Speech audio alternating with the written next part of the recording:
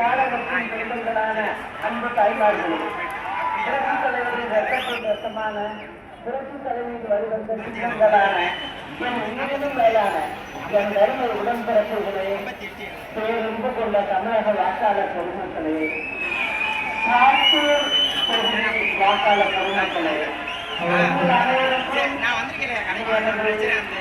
நெஞ்சார்ந்த வணக்கத்தை தமிழ்நாடு மக்களின் வாழ்வை ஒருங்கிணைத்திடவும் அசத்து புரிகின்ற திமுக மன்னராட்சியை அளித்திடவும் விரோத கூட்டத்தை வேரோடு அகற்றிடவும் இந்த தேர்தலில் களம் காண்கிறோம்.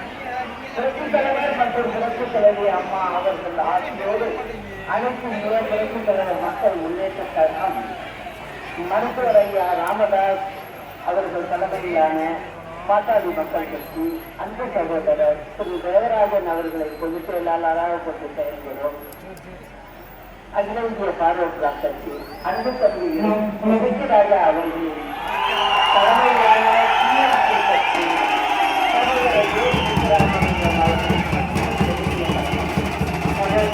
பத்மநாபன் அவர்களது அனைத்து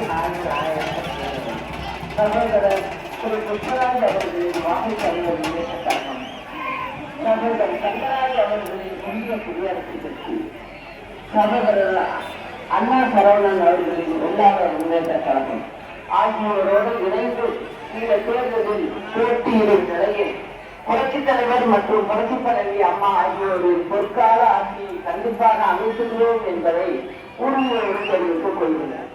இந்த 5 ஆண்டு ஆட்சியில் திமுக செய்த சாதனை என்ன அப்படின்னு பாத்தீங்கன்னா, தமிழக பொருளாதார நிலையை அகல பாதாளத்துக்கு கொண்டு போனதுதான் அவர்கள் செய்த சாதனை.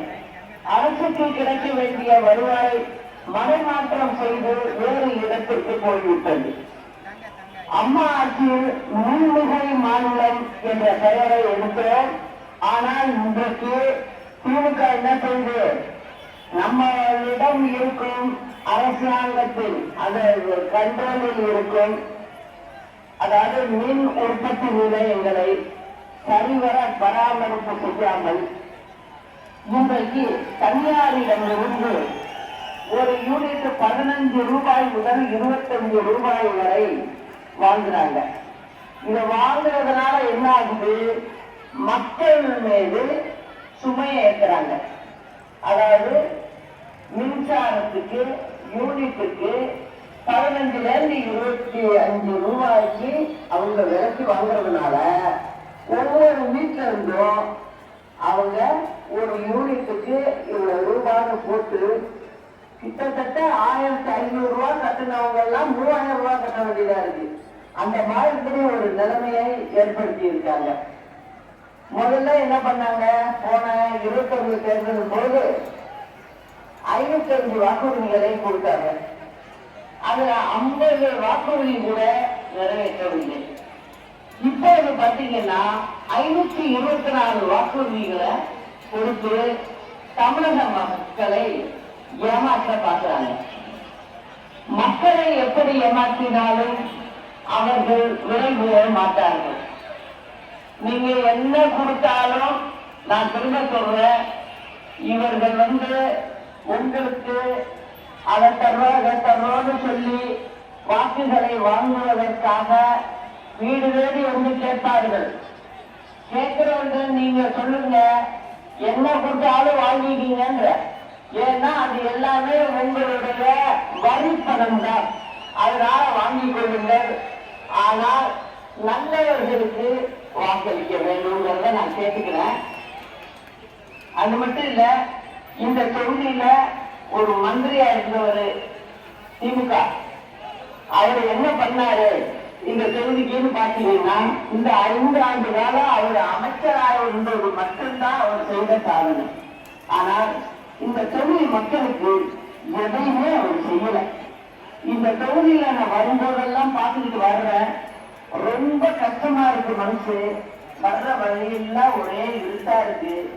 2 இடமும் பார்க்கிறேன், எந்தவித விவசாயமோ ஒண்ணுமே இல்லாம தரிசா கிடக்குது. இதெல்லாம் இந்த மந்திரி தொடர்ந்து மந்திரியா இருக்கிறது. இந்த முறை அவர் நிக்கல, ஆனா திமுக வேற ஒரு ஆள் நிக்கிறாங்க. இருந்தாலும் இவர்கள் வெற்றி பெறும் வரைக்கும் தான் மக்களை பார்ப்பாங்க, அதுக்கப்புறம் பார்க்க மாட்டாங்க. ஆனா நம்ம வேட்பாளர் அப்படி கிடையாது. சொந்த ஊருக்காரரு நிச்சயம் உங்களை சுத்தி சுத்தி தான் வருவாரு, எங்கேயும் போயிட மாட்டாரு. அதனால நீங்களாம் நம்பிக்கையா இருக்கலாம். இப்படியும் சொல்றேன், இசைக்கு அவர்கள் மக்களோடு மக்களா இருக்கிறது. அதனால நீங்க தைரியமா இருக்கலாம். இந்த சாஸ்திரத்துக்கு இப்பதான் நல்ல நேரம் வந்திருக்குன்னு நான் நினைக்கிறேன். அதுதான் இவர் வேட்பாளராக வந்திருக்காரு, அதுவே ஒரு நல்ல செய்தி தான். அது மட்டும் இல்ல, இப்போ திமுக காரவங்களை பொறுத்த வரைக்கும் மருத்துவமனைகள் பார்த்தீங்கன்னா டாக்டர் கிடையாது, செவிலியர் கிடையாது. எல்லா ஊர்லயுமே தமிழகம் முழுவதும் அதான் நடக்குது, இந்த ஊர்லயும் அதான் நடக்குது. எங்கேயுமே பதவி யாருக்கும் கொடுக்கல. கிட்டத்தட்ட 5-6 லட்சம் பதவி நாங்க போடுவோம்னு 505 வாக்குறுதி கொடுத்தோம் சொன்னாங்க. ஆனால் இன்ன வரைக்கும் அதை செய்யல. முக்கியம் பார்க்க வேண்டியது மருத்துவங்கிறது ஏழை எளிய மக்களுக்கு ரொம்ப அவசியம். அதுவும் கிராமப்புறங்கள்ல கட்டாயம் இருக்கணும். ஆனா இவங்க செவிலியரும் போடல, டாக்டர்களையும் போடல, ஒரு எக்ஸ்ரே கூட கிடையாது. அரசாங்கத்துல நடக்கிற மருத்துவமனைகள்ல ஒண்ணுமே கிடையாது. எக்ஸ்ரே இல்லைங்கிறப்ப ஸ்கேன் எங்கேருந்து வைக்க போறாங்க, எம்ஆர்ஐ எங்கேருந்து வைக்க போறாங்க, இதெல்லாம் இல்லை. இது யாருக்கு கஷ்டத்தை கொடுக்கறது? பொதுமக்களுக்கு கொடுக்கறது தான். இதுதான் திமுக செஞ்ச சாதனை. இன்னொன்னும் முக்கியமா சொல்லணும், இந்த ஊர்ல இருந்த மந்திரியோட வேலையே ஒண்ணுதான். அது நான் இங்க சுற்றுப்புற மாவட்டங்களுக்கு போனப்பையும் அதை சொன்னாங்க. அதாவது இயற்கை வளங்களை சூறையாடுறது மட்டும்தான் அவங்க பார்த்துட்டு இருந்தாங்க. அதுலேயும் குறிப்பா மலைகள்ல கல்ல எடுத்து கிரஷர் செஞ்சு ஜல்லியை ரெடி பண்ணி கேரளாவுக்கு ஏற்றுறதுதான் வேலையா இருந்தது. திமுக காரங்க அந்த ஒரு வேலையை மட்டும்தான் செஞ்சுக்கிட்டு இருந்தாங்க. இதுக்கெல்லாம் ஒரு முடிவு கட்டணும் அப்படின்னா நல்லா யோசிக்கணும். இந்த தீய சக்தியின் ஆட்சி வேண்டுமா, அம்மாவின் ஆட்சி வேண்டுமா அப்படிங்கிறத நீங்க சொல்லணும். துரோகமா இல்லை தியாகமா எது வேணுங்கிறதையும் மக்கள் முடிவு பண்ணணும். அனைத்து இந்தியா புரட்சி தலைவர் முன்னேற்ற கழக வேட்பாளர்களுக்கு நல்ல ஆதரவினை தமிழ்நாட்டு மக்கள் அளிப்பாங்க. நான் வர்ற பிரச்சாரத்தை எல்லாம் பார்த்துட்டு இருக்கேன். எல்லாரும் நம்ம கூட தான் இருக்கணும் அப்படின்னு தான் மக்கள் நினைக்குது. நம்ம வேட்பாளர்கள் நம்ம பிள்ளைகளை எல்லாரும் விரும்புறாங்க. எல்லா இடத்துலையும் நான் அதை கேட்டுக்கிட்டு வர்றேன். எல்லாருக்கும் பிடிக்குது. வேட்பாளர்கள் மக்களோட இருக்கணும், அதுதான் முக்கியம். அதை இவங்க எல்லாம் செய்யறாங்க. இப்ப பாருங்க, சாத்தூர் தொகுதிக்கு சில விஷயங்கள் நான் சொல்லணும். சாத்தூர் தொகுதி முழுவதும் குடிநீர் தட்டுப்பாடு நிலவி வருகிறது. தாமிரபரணி கூட்டு குடிநீர் திட்டம் முழுமையாக நிறைவேற்றப்படாமல் குடிநீர் தட்டுப்பாடு மற்றும் குடிநீருடன் கழிவு நீரும் கலந்து விநியோகிக்கப்படுவதாக பொதுமக்கள் வேதனையை தெரிவிக்கின்றனர். சாத்தூர் வெம்பக்கோட்டை சுற்றிலும் 500க்கும் மேற்பட்ட பட்டாசு ஆலைகள் உள்ள இப்பகுதியில் விபத்துகளில் காயமடைந்தோர் சிகிச்சை பெறுவதற்காக சிவகாசி மற்றும் விருதுநகர் அரசு மருத்துவக் கல்லூரி மருத்துவமனைக்கு செல்ல வேண்டிய நிலை உள்ளதால் சாத்தூர் அரசு மருத்துவமனையில் தீக்காய சிகிச்சை பிரிவு ஏற்படுத்தி பல்நோக்கு உயர் சிறப்பு மருத்துவமனையாக மல்டி ஸ்பெஷாலிட்டி ஹாஸ்பிட்டல் தரம் உயர்த்தி தர வேணுங்கிற கோரிக்கை இருக்கு.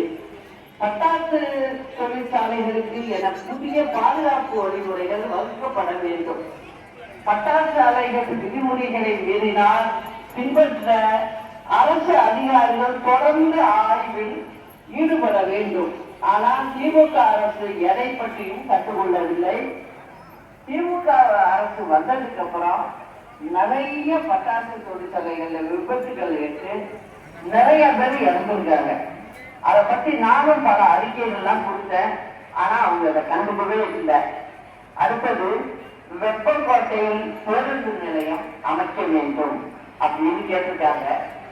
சாத்தூர் ரயில் நிலையம் அருகே இருக்கன்குடி சாலையில் ரயில்வே கிராசிங்கில் ரயில்வே மேம்பாலம் அமைக்க வேண்டும் என்பது இருக்கன்குடி உள்ளிட்ட 50க்கும் மேற்பட்ட கிராமங்களில் நீண்ட நாள் கோரிக்கை. சாத்தூர் வைப்பாற்றில் சாத்தூர் நகர கழிவு நீர் அனைத்தும் கலப்பதால் அதை தடுக்க இருபுறமும் பாதுகாப்பு தடுப்பு சுவர் கட்ட வேண்டும் என்பதும் இங்கு உள்ள கோரிக்கை. வைப்பாற்றின் குறுக்கே தடுப்பணை அமைக்க வேண்டும் என்பதுதான் ரொம்ப நீண்ட நாளா சொல்லிட்டு இருக்காங்க. சாத்தூர் அரசு மருத்துவமனை 2 இடங்களில் செயல்படுகிறது. இதை பற்றி இப்ப பேசிட்டா வந்தேன். அதாவது மகப்பேறு மருத்துவமனை ஒரு கட்டிடத்திலும், பச்சிளம் குழந்தை பாதுகாப்பு பிரிவு மற்றொரு இடத்திலும் செயல்படுகிறது. இதனால் குழந்தைக்கு சிகிச்சைக்காக பிரசவித்த தாய்மார்கள் 1 கிலோமீட்டர் அலையும் அவல நிலை உள்ளதால் 2 பிரிவுகளையும் ஒரே கட்டடத்தில் செயல்படுத்த நடவடிக்கை எடுக்க வேண்டும் மற்றும் மருத்துவமனையில் போதிய மருத்துவர்களை நியமிக்க வேண்டும் என இப்பகுதி மக்கள் கோரிக்கை வைக்கின்றனர். உடையார்பட்டியிலிருந்து அச்சங்குளம் செல்லும் வழியில் வைப்பாற்றின் குறுக்கே மேம்பாலம் கட்ட வேண்டும் என்பது நீண்ட கால கோரிக்கை. மழை காலங்களில் பள்ளி மாணவர்கள் பொதுமக்கள் கடக்க இயலாமல் பல கிலோமீட்டர் சுற்றி செல்ல வேண்டிய சூழ்நிலை உள்ளது. உள்ளூர் வேலைவாய்ப்பு பெருக்க சாத்தூரில் புதிய சிப்காட் அல்லது ஐடி பூங்கா உருவாக்கப்பட வேண்டும். போன முறை சொன்ன இவங்களுடைய வாக்குறுதி எண் 381 விருதுநகர் நகராட்சி மாநகராட்சியாக தரம் உயர்த்தப்படும் அப்படின்னு சொன்னாங்க. ஆனா செய்யல. அதே போல இன்னொரு வாக்குறுதி கொடுத்திருக்காங்க. 84வது வாக்குறுதி தமிழ்நாடு கேரள எல்லை செண்பகவல்லி அணையிலிருந்து தமிழகத்திற்கு நீர் பகிர்ந்திட அமைக்கப்பட்ட கன்னிகா மதகு கால்வாய் உடைப்பு ஏற்பட்டதால் தமிழகத்திற்கு வர வேண்டிய தண்ணீர் வரத்து நின்றது. விருதுநகர், நெல்லை, தூத்துக்குடி மாவட்டங்களில் 40,000 ஏக்கர் நிலம் வளம் பெறும். கேரள அரசோடு பேச்சுவார்த்தை நடத்தி கன்னிகா மதகு கால்வாய் சீரமைக்கும் பணி முன்னுரிமை அளித்து மேற்கொள்ளப்படும் என்று சொன்னாங்க. ஆனா இன்ன வரைக்கும் செய்யல. கேரளா அரசு வேற யாரும் இல்ல, திமுக கூட்டணியில உள்ளவங்க தான். அவங்கள்ட்ட பேசி அவங்க செஞ்சிருக்கலாம். ஆனா அதை பத்தி எல்லாம் பேசல. இந்த ஊருக்கு ஒரு மந்திரி வேற இல்லை.